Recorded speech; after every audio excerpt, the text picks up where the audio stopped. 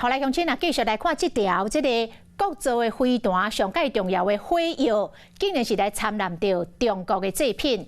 国民党的立委来压料，讲承包的这间叫做弘益的公司，当时中科院发现了后，互解约停权。结果公司的负责人唔那继续用弘益公司来承包着国防部的标案，也佫有其他3间相关的公司，嘛拢来加入到标案的行列。这个总金额高达4000多万。国防部是承认讲，因有疏失，未来会改进。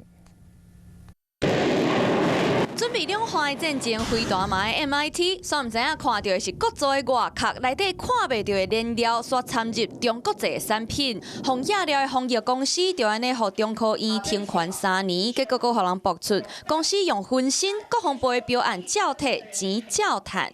没想到你所谓的解约跟停权，根本是打假球，玩假的嘛！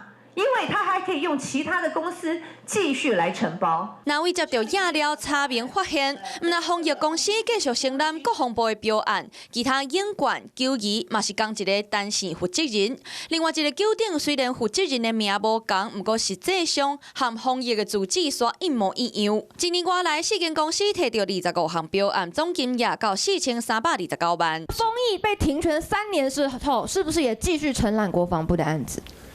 我们清查有的，在停权之后有7案。那到底是无法可管呢，还是我们在整个确认过程当中太轻忽了？部长，我跟委员讲，无法可管不至于啊，但这管理的方法可能当然有遗漏。国防部承认有这个情形出现，不过这就是甲中央的规定，讲要库红供应链来扇脆皮。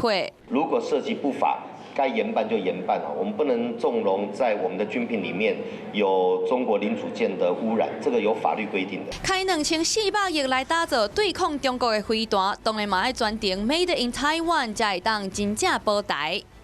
Hello， 我是雷亚，想要抢先掌握最及时的新闻资讯吗？赶快订阅、按赞、开启小铃铛，锁定华视新闻 YouTube 频道。